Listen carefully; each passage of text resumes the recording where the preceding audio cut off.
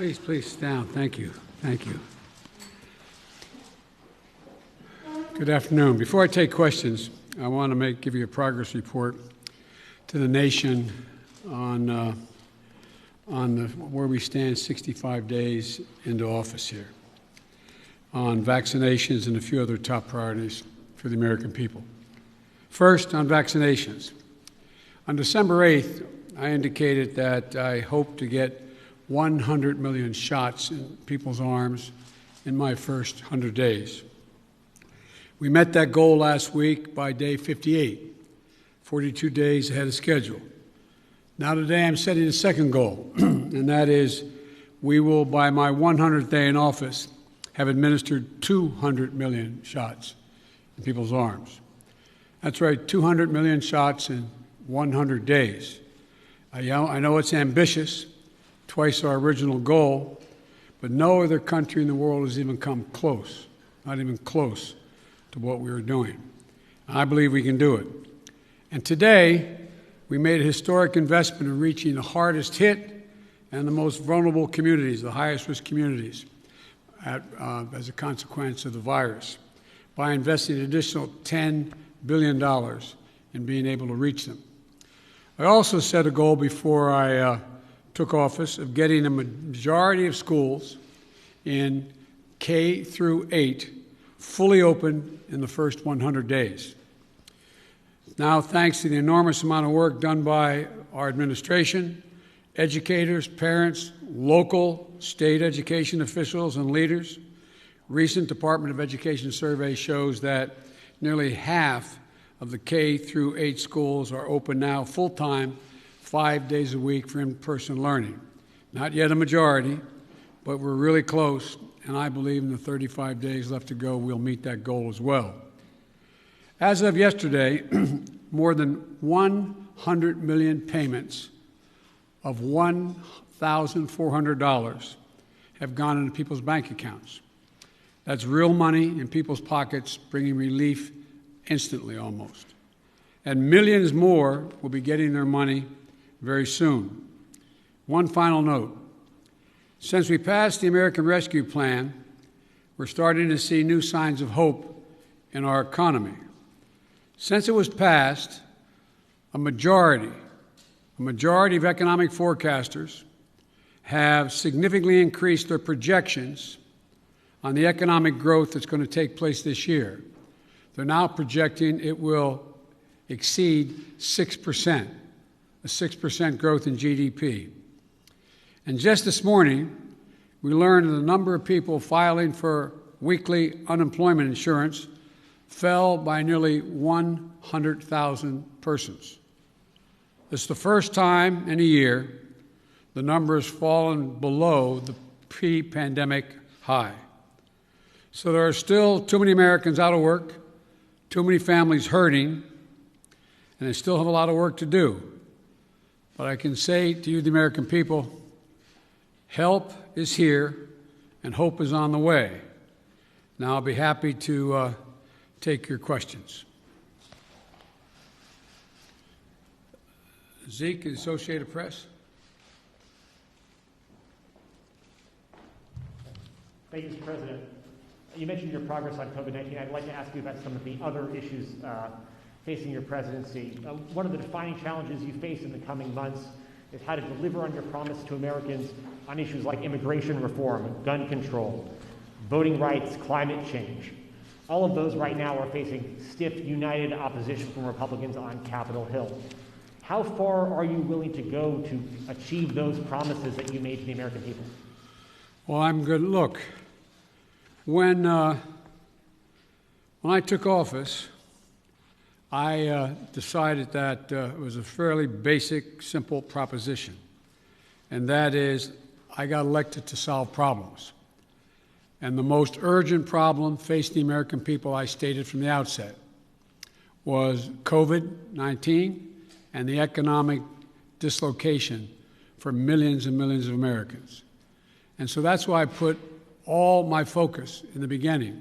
There are a lot of problems, but all my focus on dealing with those particular problems. And the other problems we're talking about, from immigration to guns and the other things you mentioned are long-term problems. They've been around a long time. And what we're going to be able to do, God willing, is now begin one at a time to focus on those as well. And whether it's immigration or guns or a number of other problems that face the country. But the fundamental problem is getting people some peace of mind so they can go to bed at night and not stare at the ceiling wondering whether they lost their health insurance, whether they're going to lose a family member, whether they're going to be in a position where they're going to lose their home because they can't pay their mortgage, or the millions of people are going to get thrown out of their homes because of the inability to pay their rent. So we're going to move on these one at a time, try to do as many simultaneously as we can, but that's the reason why I focused as I have. And here's the deal. I think my Republican colleagues are going to have to determine whether or not we want to work together, or they'll decide that the way in which they want to proceed is to just decide to divide the country, continue the politics of division. But I'm not going to do that. I'm just going to move forward and take these things as they come. And just to follow up, Mr. President, can your presidency be a success if you can't make progress on those four challenges: climate change, immigration reform, gun control, voting rights? Well, I plan on making progress on all of them, but that's going to be for the American people to decide. I think, I doubt whether, maybe you did, maybe others did. I thought, many of you thought there was no possibility of my getting the plan I got passed without any Republican votes. Pretty big deal. Got passed. Growing the economy. People's lives are changing. So let's see what happens. All I know, I've been hired to solve problems, not create division. Okay, how about Yamiche? Thanks so much, Mr. President. You've said over and over again that immigrants shouldn't come to this country right now. This isn't the time to come. That message is not being received. Instead, the perception of you that got you elected as a moral, decent man is the reason why a lot of immigrants are coming to this country and entrusting you with unaccompanied minors. How do you resolve that tension? And how are you choosing which families can stay and which can go, given the fact that even though with Title 42, there are some families that are staying? Is there a timeline for when we won't be seeing these overcrowded facilities run by CPB when it comes to unaccompanied minors? Well, look, I guess I should be flattered. People are coming because I'm the nice guy. That's the reason why it's happening. That I'm a decent man, or however it's phrased. That's why they're coming, because Biden's a good guy. Truth of the matter is, nothing has changed.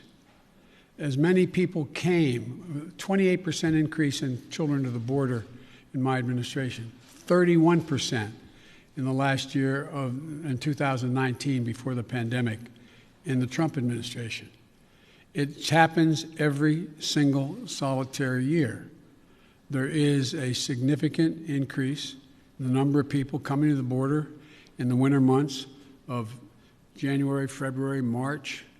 It happens every year. In addition to that, there is and by the way, does anybody suggest that there was a 31% increase under Trump because he was a nice guy and he was doing good things at the border? That's not the reason they're coming. The reason they're coming is that it's the time they can travel with the least likelihood of dying on the way because of the heat in the desert, number one. Number two, they're coming because of the circumstances in country. The way to deal with this problem, and I started to deal with it back when I was a United States Vice President, putting together a bipartisan plan of over $700 million to do with the root causes of why people are leaving. What did Trump do? He eliminated that funding. He didn't use it. He didn't do it. And in addition to that, what he did, he dismantled all the elements that exist to deal with what had been a problem and has been continued to be a problem for a long time.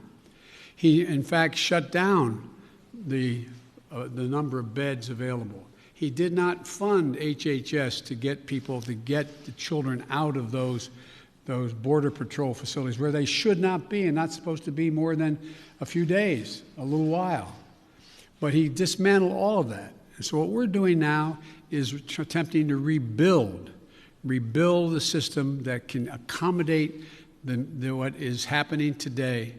And I'd like to think it's because I'm a nice guy, but it's not. It's because of what's happened every year. Let me say one other thing on this.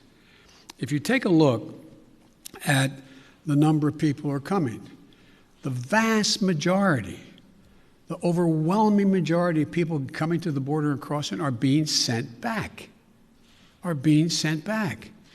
Thousands, tens of thousands of people who are over 18 years of age and single people, one at a time coming, have been sent back, sent home.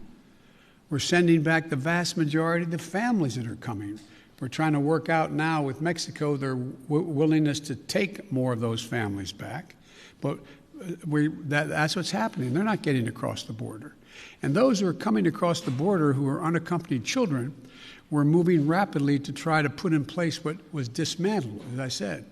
For example, of all the children who are coming across the border, over 70% are either 16 or 17 years old.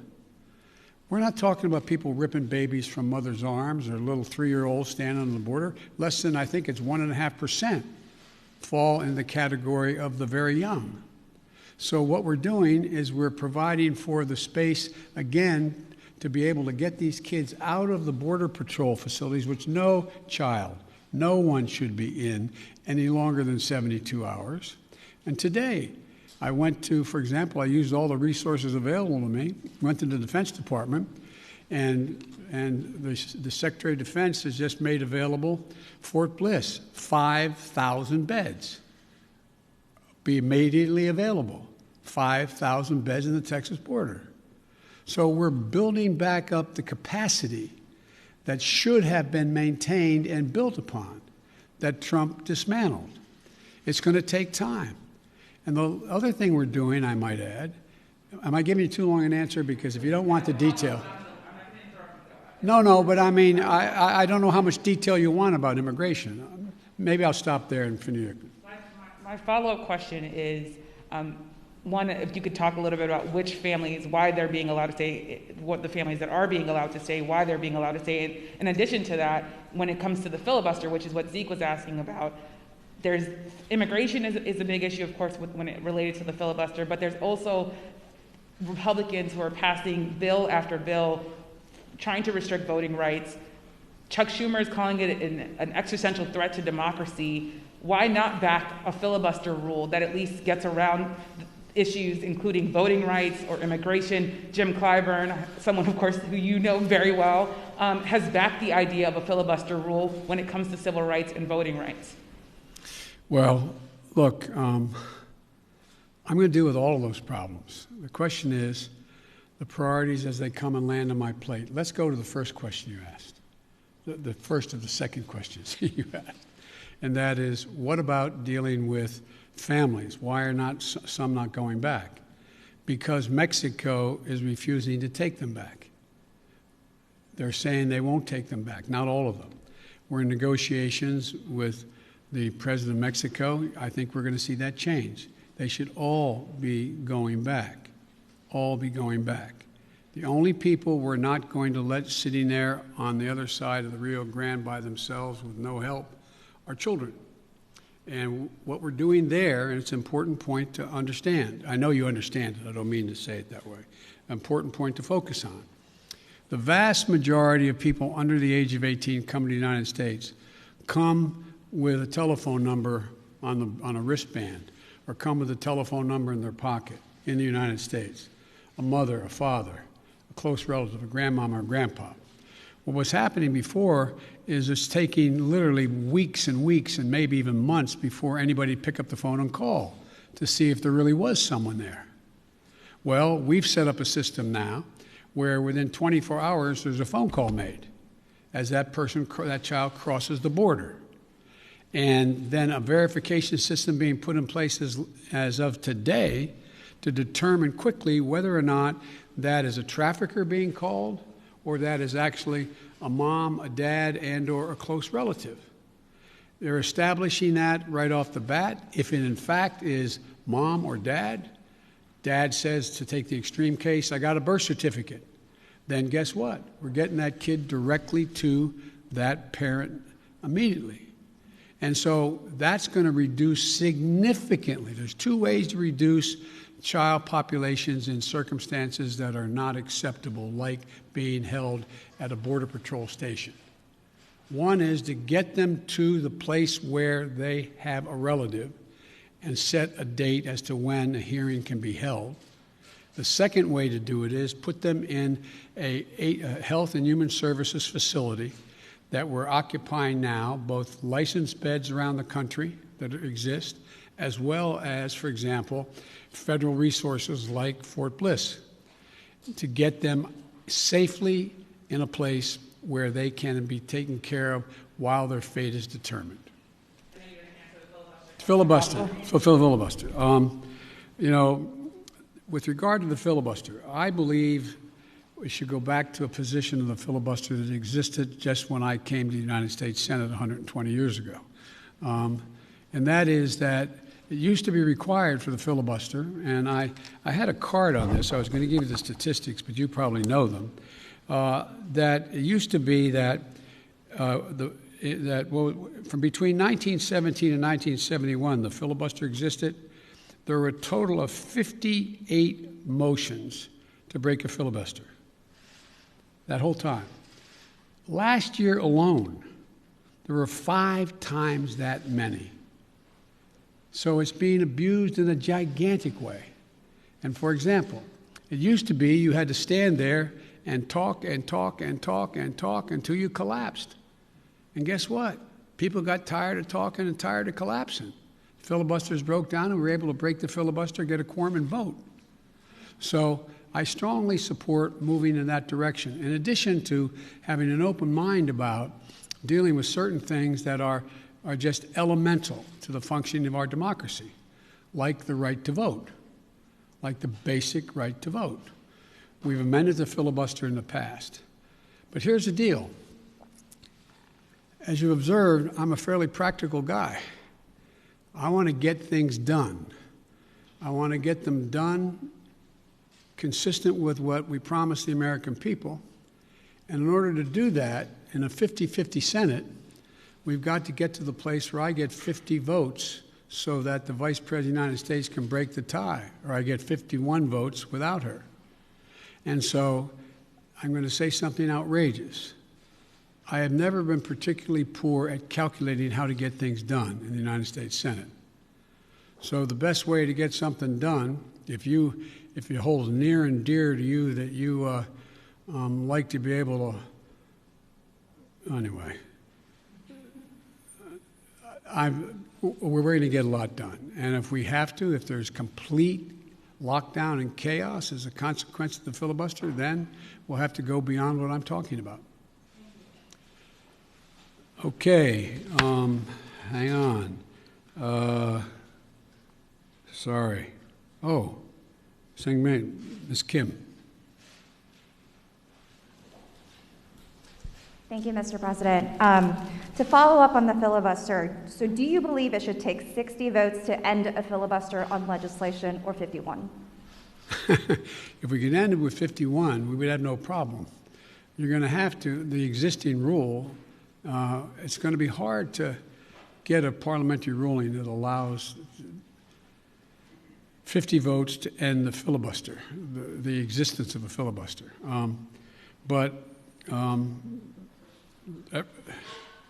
It's not my expertise in what the parliamentary rules and how to get there are, but our preoccupation with the filibuster is totally legitimate. But in the meantime, we got a lot we can do while we're talking about what we're going to do about the filibuster. Let me get here. Okay. Cecilia Vega. I'd like to circle back to immigration, please. You just listed the reasons that people are coming, talking about in-country problems, saying that it happens every year. You blamed the last administration. Sir, I just got back last night from a reporting trip to the border where I met 9-year-old Yosel, who walked here from Honduras by himself, along with another little boy. He had that phone number on him, and we were able to call his family. His mother says that she sent her son to this country because she believes that you are not deporting unaccompanied minors like her son. That's why she sent him alone from Honduras. So, sir, you blame the last administration, but is your messaging in saying that these children are and will be allowed to stay in this country and work their way through this process, encouraging families like Josel's to come? Well, look,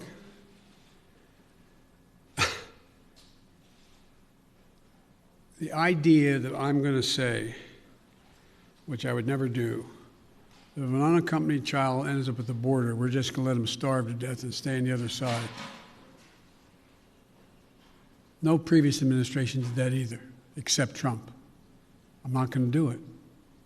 I'm not going to do it. That's why I've asked the Vice President of the United States yesterday to be the lead person on dealing with focusing on the fundamental reasons why people leave Honduras, Guatemala, El Salvador in the first place. It's because of earthquakes, floods. It's because of lack of food. It's because of gang violence. It's because of a whole range of things that when I was vice president had the same obligation to deal with unaccompanied children. I was able to get it slowed up significantly by working with the heads of state of those communities to do things like in one of the major cities, the reason people were leaving is they couldn't walk the street because their kids were getting beat up or shot or gang violence. Well, what I was able to do is not give money to the head of state because so many are corrupt, but I was able to say, okay, you need lighting in the streets to change things? I'll put the lighting in. We got a contractor. We got the type of lighting. We paid directly to the contractor, did not go through the government. And violent crime significantly was reduced in that city. Fewer people sought to leave. When this hurricane occurred, the 2 hurricanes, instead of us going down and helping in a major way so that people would not have a reason to want to leave in the first place because they didn't have housing or water or sustenance, we did nothing. We're going to do a lot in our administration. We're going to be spending that $700+ million a year to change the life and circumstances of why people leave in the first place. That mother did not sit around on the kitchen table and say, you know, I got a great idea. Way I'm going to make sure my son gets taken care of is I'm going to put him, how old was he or she? He's 9. I also met a 10-year-old. A 9-year-old. I'm going to send him on a 1,000-mile journey across the desert and up to the United States because I know Joe Biden's a nice guy and he'll take care of him. What a desperate act to have to take. The circumstances must be horrible. So we can do something about that. That's what the vice president's going to be doing. What I did when President Obama asked me to come and deal. I was in Turkey at the time. He said, you got to come home and take care of this. So we put together a plan, and it had an impact. And so the question here is how we go ahead and do this, what we do. There's no easy answer. Quick follow, if I may. Do you want to see these unaccompanied minors staying in this country, or should they be deported eventually? Well, the judgment has to be made whether or not, in this young man's case, he has a mom at home. There's an overwhelming reason why he'd be put in a plane and flown back to his mom.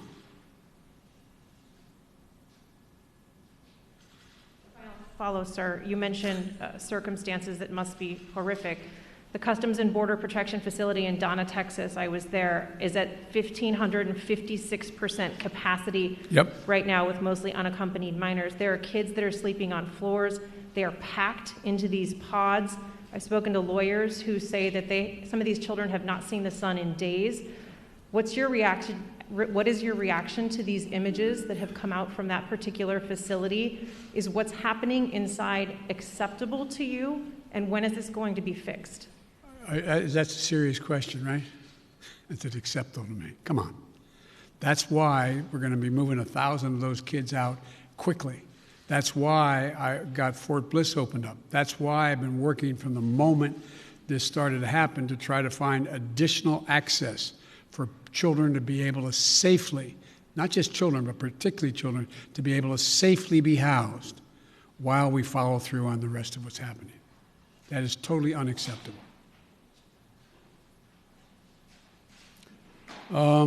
Ken. Thank you, Mr. President. I wanted to ask you about Afghanistan. You face a May 1st deadline for the withdrawal of U.S. troops from that country. As a candidate in foreign affairs, you wrote that it is past time to end these forever wars. Can you commit to the American people that by May 2nd, the U.S. will no longer have forces in Afghanistan? The answer is that it's going to be hard to meet the May 1 deadline. Just in terms of tactical reasons, it's hard to get those troops out. So what we've been doing, what I've been doing, and what Secretary Blinken has been doing, we've been meeting with our allies, those other nations that have NATO allies who have troops in Afghanistan as well. And if we leave, we're going to do so in a safe and orderly way. We're in consultation, I say, with our allies and partners and how to proceed. And Secretary Blinken is meeting in Brussels this week with our NATO allies, particularly those who have forces there. And General Austin is just met with Kayani, and I'm waiting for the briefing on that. He is the leader, quote, in Afghanistan and Kabul. And there's a UN-led process that's beginning shortly on how to mechanically get people, how to end this war. But it is not my intention to stay there for a long time. But the question is, how and in what circumstances do we meet that agreement that was made by President Trump to leave under a deal that looks like it's not being able to be worked out to begin with? How's that done? But we are not staying a long time. You just said if we leave. Do you think it's possible that we will leave? The question is when we leave. Do you believe, though, it's possible we could have troops there next year? I can't picture that being the case.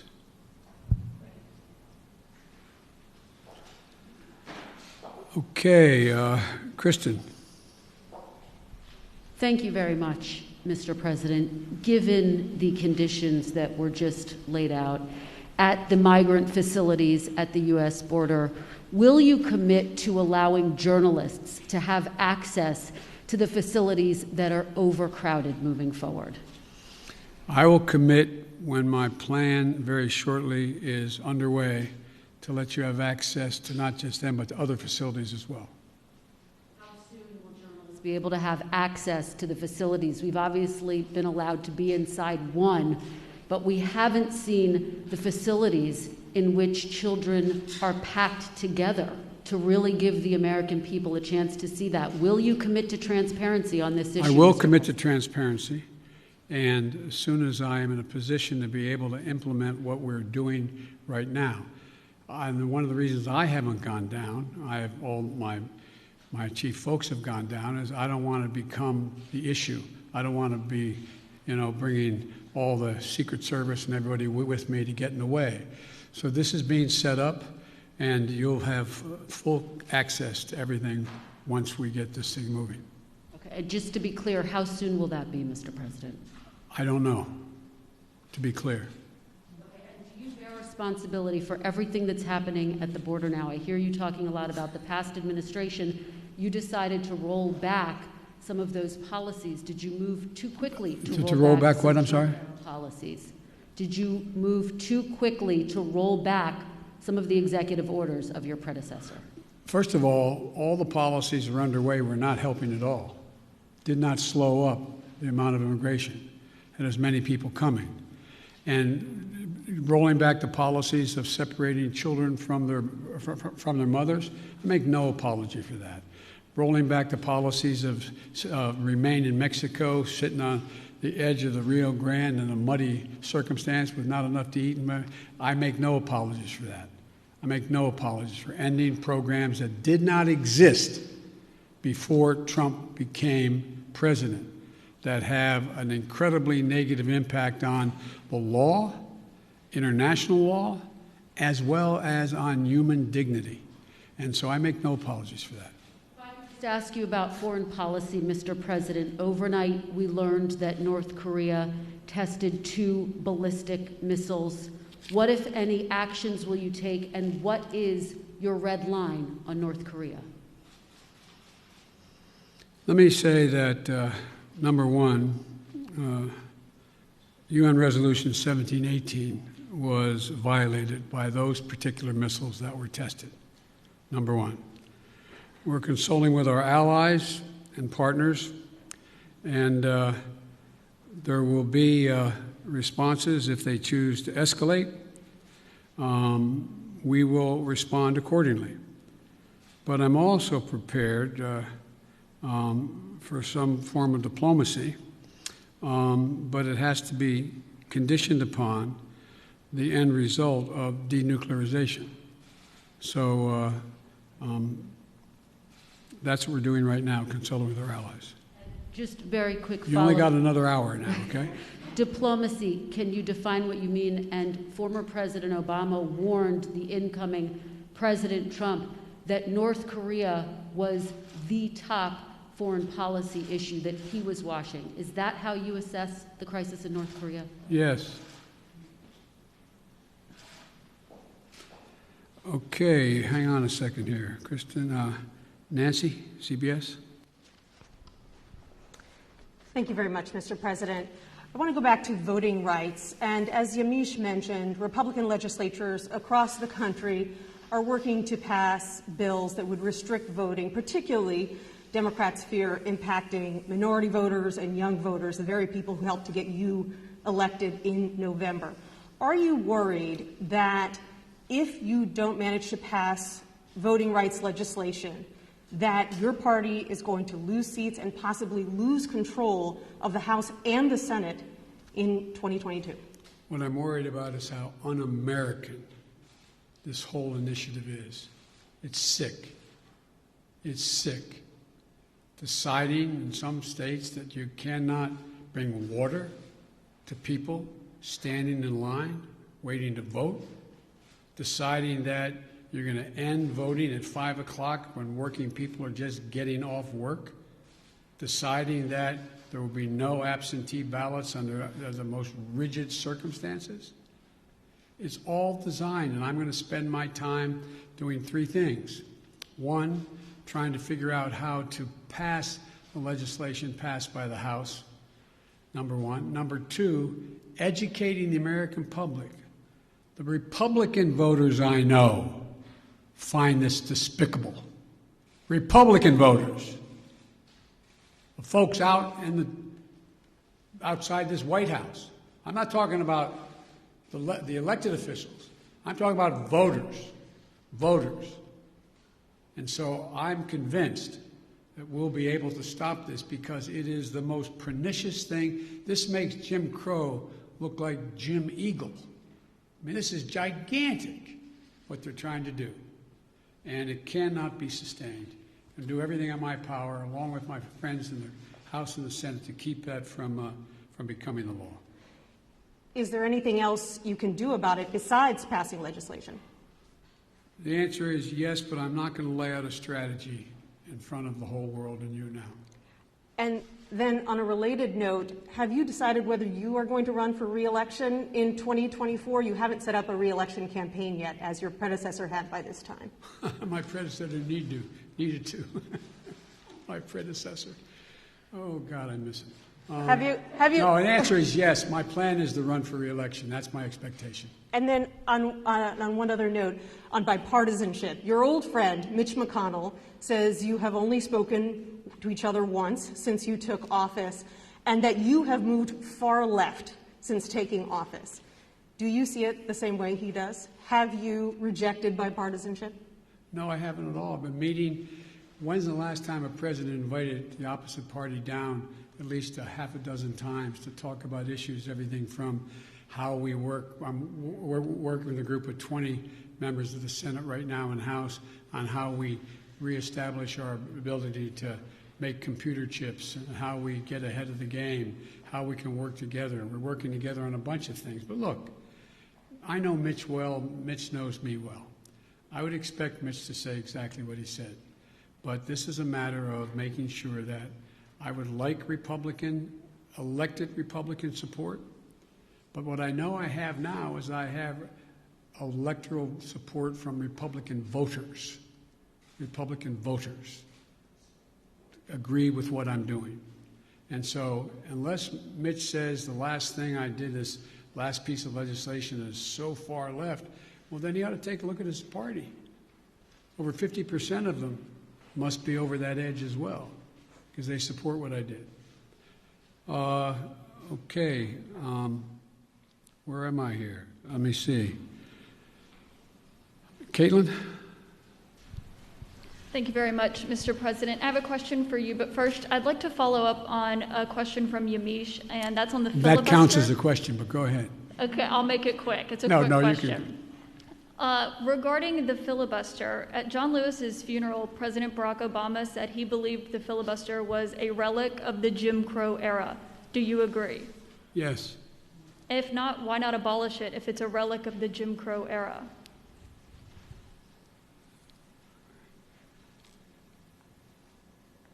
Successful electoral politics is the art of the possible. Let's figure out how we can get this done and move in the direction of significantly changing the abuse of even the filibuster rule first. It's been abused from the time it came into being by an extreme way in the last 20 years. Let's deal with the abuse first. It sounds like you're moving closer to eliminating the filibuster. Is that correct? I answered your question. You also just made some news by saying that you are going to run for re-election. I said that is my expectation. So is that a yes, that you are running for re-election? Look, I don't know where you guys come from, man. I've never been able to travel. I'm a great respecter of fate. I've never been able to plan 3.5 years ahead for certain. And if you do run, will Vice President Harris be on your ticket? I would fully expect that to be the case. She's doing a great job. She's a great partner. She's a great partner. And do you believe you'll be running against former President Trump? Oh, come on. I don't even think about it. I have no idea. I have no idea whether there'll be a Republican Party. Do you? I know you don't have to answer my question, but I mean, do you? I mean, look, this is the way I view things. I become a great respecter of fate in my life. I set a goal that's in front of me to get things done for the people I care most about, which are hard-working, decent American people who are really having it stuck to them. I want to change the paradigm. I want to change the paradigm. We start to reward work, not just wealth.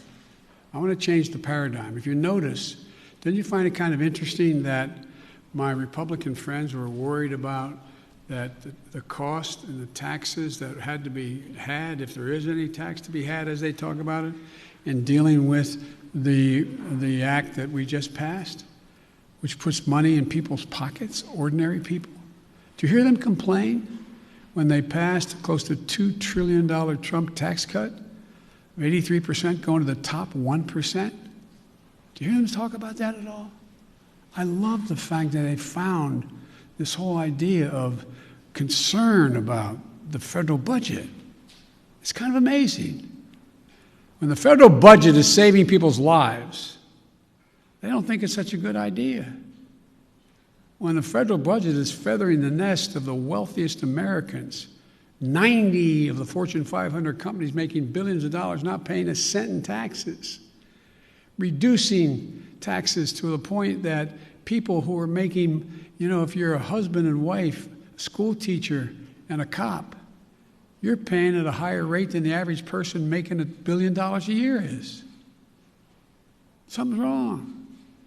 Their newfound concern I'm concerned, look, I meant what I said when I ran, and a lot of you still think I'm wrong, and I respect that. So I'm running for 3 reasons. To restore the soul, dignity, honor, honesty, transparency to the American political system.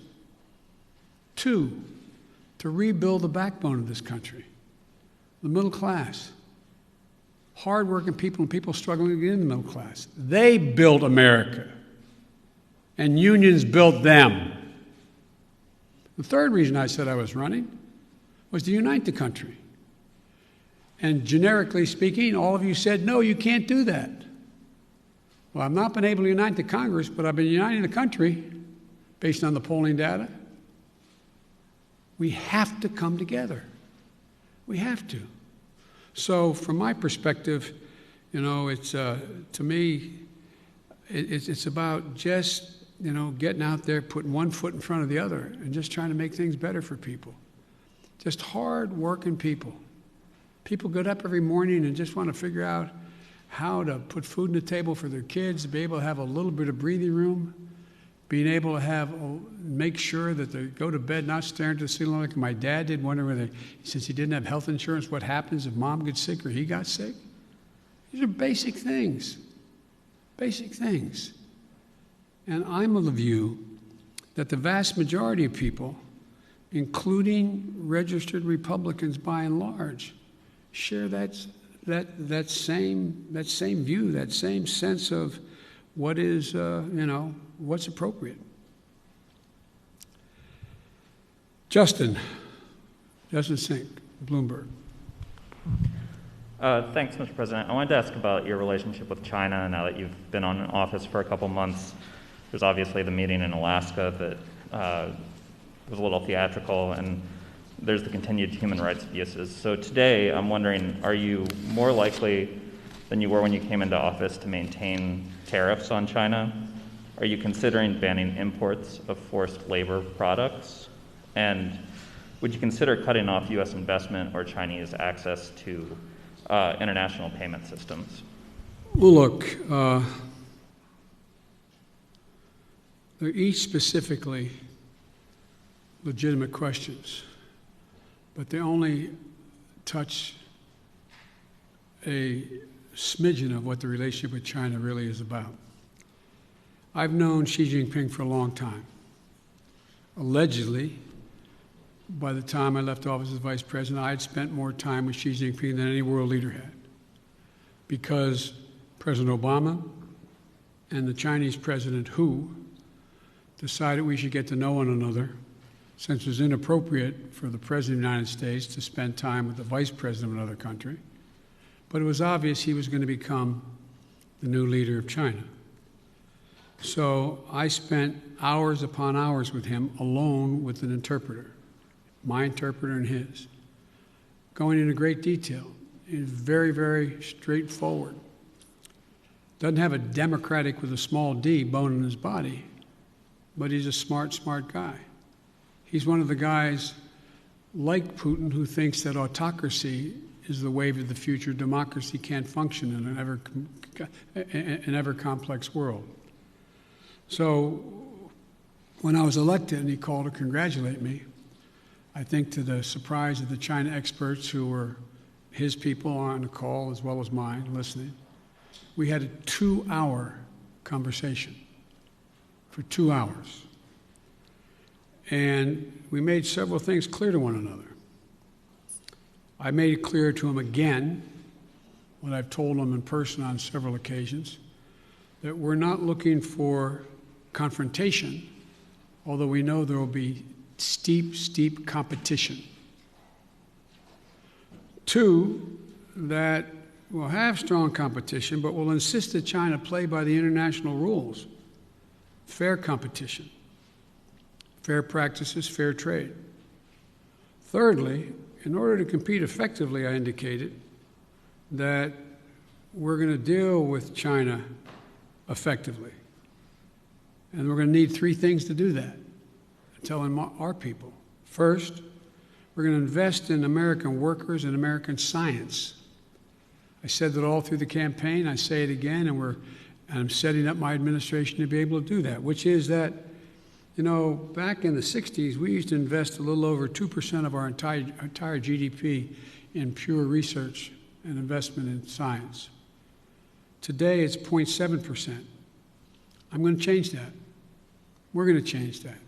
The future lies in who can, in fact, own the future as it relates to technology, quantum computing, a whole range of things, including in the medical fields. And so, what I'm going to do is make sure we invest closer to 2%. One of the reasons why I've set up the PAB, the President's Board with Scientists and the like, again, is we're going to invest in medical research, cancer, Alzheimer's, diabetes, the things, industries of the future, artificial intelligence, quantum computing, biotech, and we're going to make real investments. China is out investing us by a long shot because their plan is to own that future. The second thing we're going to do is we're going to reestablish our alliances, and I've been very clear with them. It's not anti-Chinese, and we've talked about it. I want to make sure that, for example, later today, after this, as a matter of fact, shortly after this, which is fine, we're going close to an hour. I'm happy go longer, but one of the things that I'm going to be doing, I'm going to be speaking with 27 heads of state in Europe. And very shortly, I think within the next hour or so, I don't know the exact time. And earlier this month, and apparently it got the Chinese attention, that's not why I did it, I met with our allies and how we're going to hold China accountable in the region. Australia, India, Japan, and the United States, the so-called Quad. Because we have to have democracies working together. Before too long, I'm going to invite an alliance of democracies to come here to discuss the future. And so we're going to make it clear that in order to deal with these things, we are going to hold China accountable to follow the rules. To follow the rules. Whether it relates to the South China Sea or the North China Sea or the agreement made on Taiwan or a whole range of other things. And the third thing, and the thing that I admire about dealing with Xi is he understands, he makes no pretense about not understanding what I'm saying any more than I do him. I pointed out to him, no leader can be sustained in his position or her position unless they represent the values of the country. And I said, Mr. President, as I've told you before, Americans value the notion of freedom. America values human rights. We don't always live up to our expectations, but it's a value system. We are founded on that principle. And as long as you and your country continues to so blatantly violate human rights, we are going to continue in an unrelenting way to call to the attention of the world and make it clear what's happening. And he understood that. I made it clear that no American president, at least one did, but no American president ever backed down from speaking out of what's happening in the Uyghurs, what's happening in Hong Kong, what's happening in country. That's who we are. The moment a president walks away from that, as the last one did, is the moment we begin to lose our legitimacy around the world. It's who we are. So I see stiff competition with China. China has an overall goal, and I don't criticize them for the goal, but they have an overall goal to become the leading country in the world, the wealthiest country in the world, and the most powerful country in the world. That's not going to happen on my watch, because the United States is going to continue to grow and expand. Sorry, just to follow up on the meeting of democracies, is that where you expect in a multilateral way to make these decisions about sanctions or No, that's not where I make the decision. That's where I make sure we're all on the same page. All on the same page. Look, I predict to you, your children or grandchildren are going to be doing their doctoral thesis on issue of who succeeded, autocracy or democracy, because that is what is at stake. not just with China. Look around the world. We're in the midst of a fourth industrial revolution of enormous consequence. Will there be middle class? How will people adjust to these significant changes in science and technology, the environment? How will they do that? And our democracy is equipped, because all the people get to speak, to compete. It is clear, absolutely clear, and most of the scholars I dealt with at Penn agree with me around the country, that this is a battle between the utility of democracies in the 21st century and autocracies. If you notice, you don't have Russia talking about communism anymore. It's about an autocracy. Demand decisions made by a leader of a country. That's what's at stake here. We got to prove democracy works. Mr. President, sorry, I know you haven't had a chance to address the tragedies in Georgia and Colorado. You had said to stay tuned for actions that you might take on gun control. Wondering if you've made a decision either about sending the manufacturer liability bill that you had promised on day one to Capitol Hill, or executive actions like going after ghost guns or giving money to cities and states to battle gun control. All the above. It's a matter of timing. As you've all observed, successful presidents, better than me, have been successful in large part because they know how to time what they're doing, order it, decide in priorities what needs to be done. The next major initiative is, and I'll be announcing it Friday in Pittsburgh in detail, is to rebuild the infrastructure, both physical and technological infrastructure of this country, so that we can compete and create significant numbers of really good paying jobs. Really good paying jobs. And some of you who have been around long enough to know that used to be a great Republican goal and initiative. I still think the majority of the American people don't like the fact that we are now ranked, 85th in the world in infrastructure. I mean, look, the future rests on whether or not we have the best airports that can accommodate air travel, ports that you can get in and out of quickly so businesses decide. Some of you, if you're ever local reporters and you found your governor or mayor trying to attract business to your community, what's the first thing the business asked? What's the closest access to an interstate highway? How far am I from freight rail? Is the water available? Is enough water available for me to conduct my business? All the things that relate to infrastructure. We have somewhere, I asked the staff to write it down for me, and they did, not for this, but for a longer discussion. We have somewhere in terms of infrastructure, we rank 13th globally in infrastructure.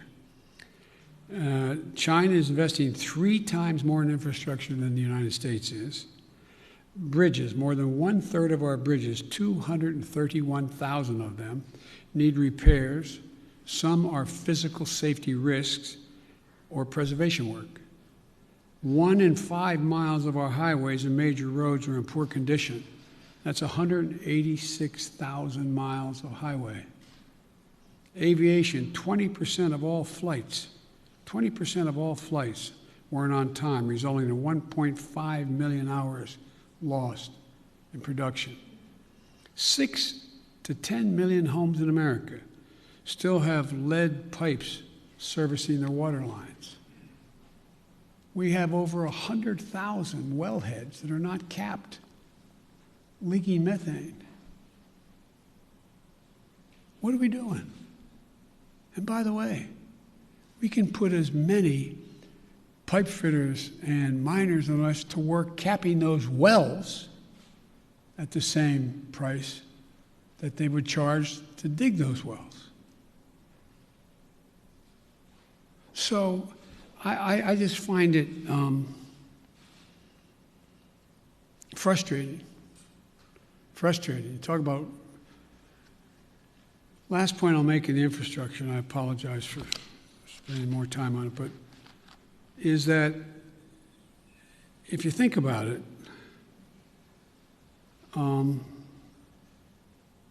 it's the place where we will be able to significantly increase American productivity, at the same time providing really good jobs for people.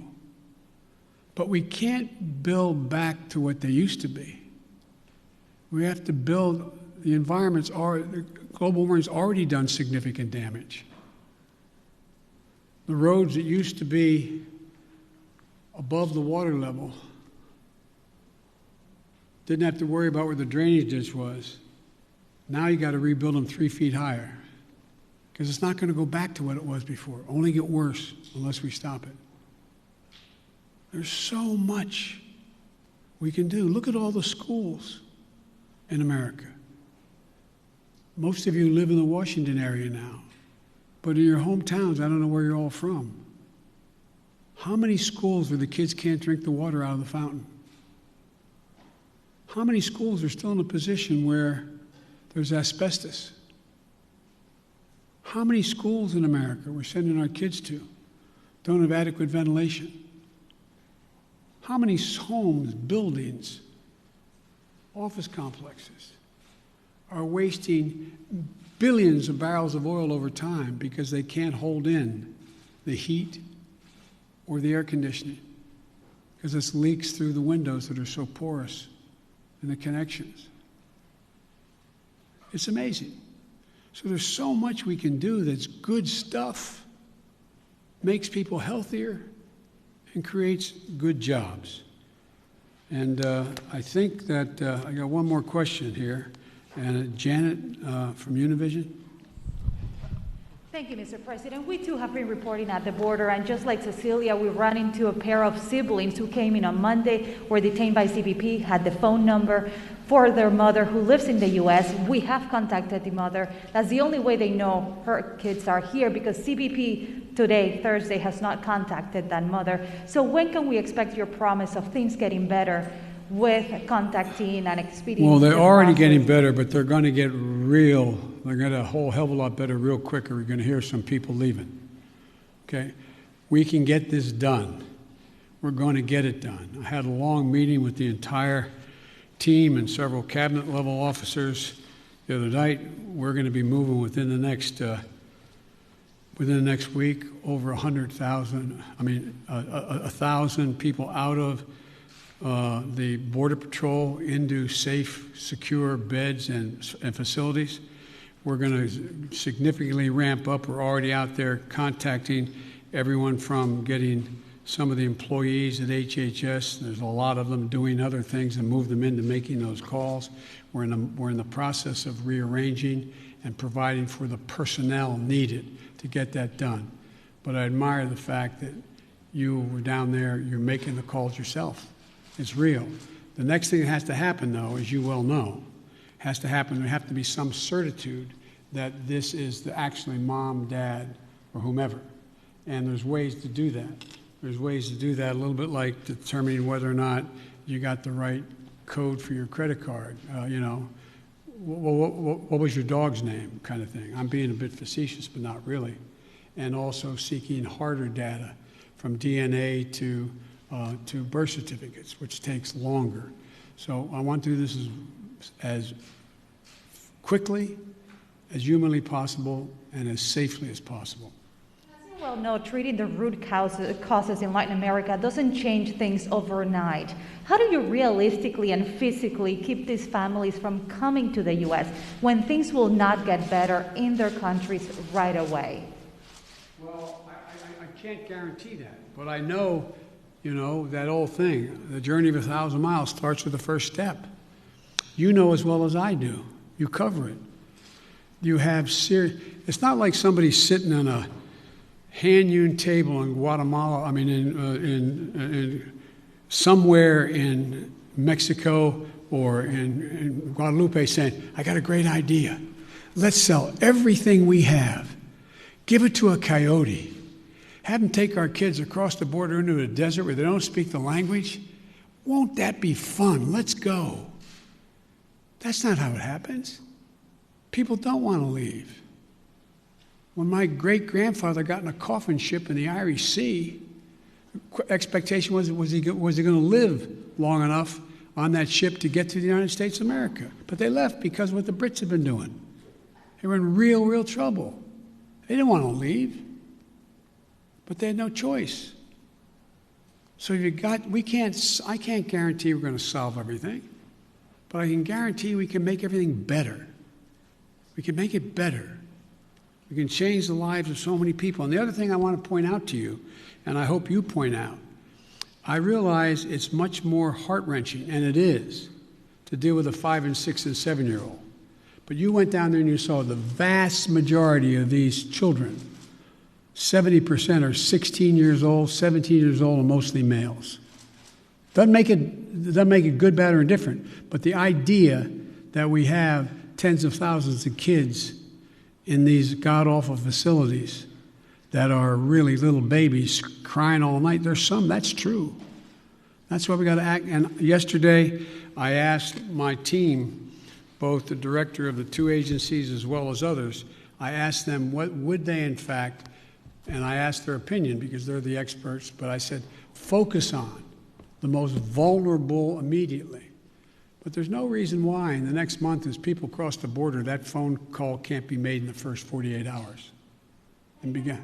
If I may ask one last question, have you had any talks with Senate Republicans who are threatening this administration with not considering the immigration legislation that was passed in the House until the situation at the border has been resolved? No, because I know they have to posture for a while. They sort of got to get it out of their system. This is